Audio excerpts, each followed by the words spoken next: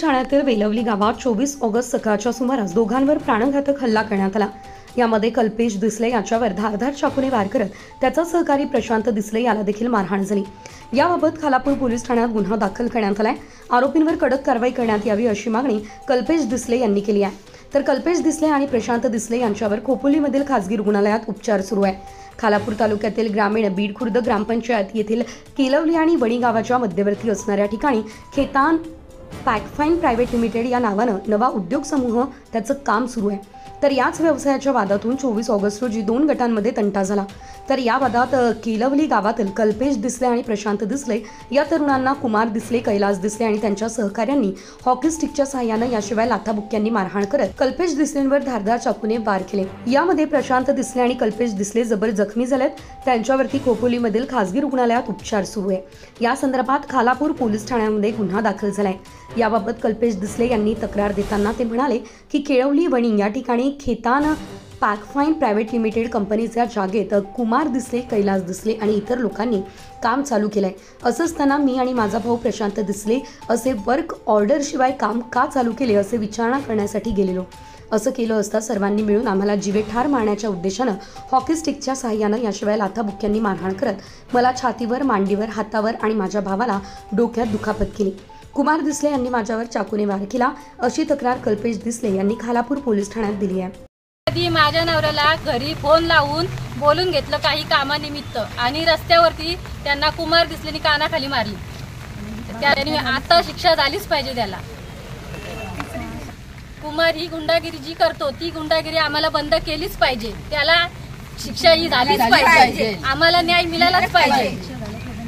त्या गावाच्या बाजूला खेतान नावाचं एक नवीन कंपनी आलेली आहे। तिथं डेव्हलपमेंटचं काम त्यांचं चालू आहे। ते डेव्हलपमेंटचं काम चालू असताना स्थानिकांना पण विचारात घ्यावं अशी आम्ही वारंवार त्यांना विनंती केली, परंतु आमच्या गावातील काही गावगुंड कुमार दिसले आणि त्याचे इतर सहकारी त्यांनी आमची लोक तिथे विचारणा करण्यासाठी गेले असता कंपनी प्रशासनाला त्यांना तिथे मारहाण केली।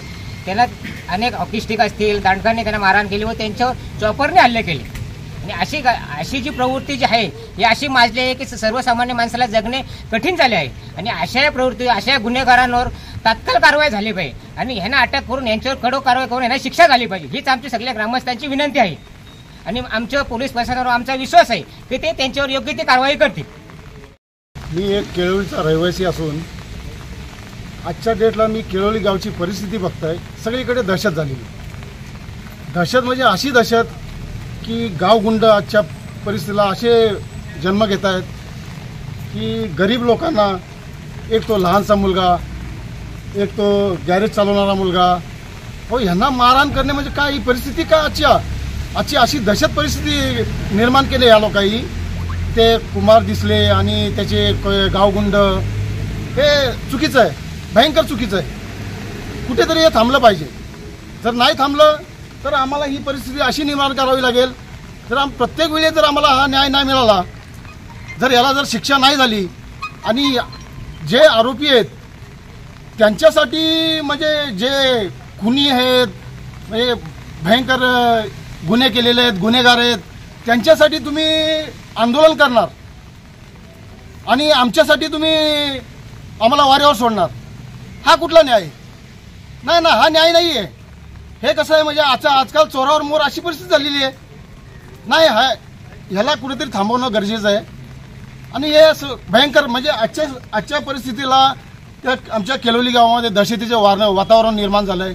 आता ह्याला परिस्थिती जबाबदार कोण? हे जबाबदार फक्त हे गावगुंड। आणि हिने आजच्या डेटला नाही, ह्याला मागच्या वेळी पण 2-3 गुन्हे केलेत। म्हणजे हे काय प्रत्येक वेळी म्हणजे काय ह्या मुलांनी किंवा आमच्या लेडीज लोकांनी काय घाबरतच राहायचं का? आणि किती दिवस घाबरत राहणार?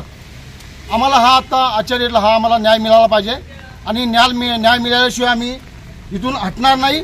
जर आम्हाला न्याय मिळणार नाही तर खूप मोठं आम्ही आंदोलन करू, हीच माझी विनंती आहे। बस subscribe now and press the bell icon. Never miss an update.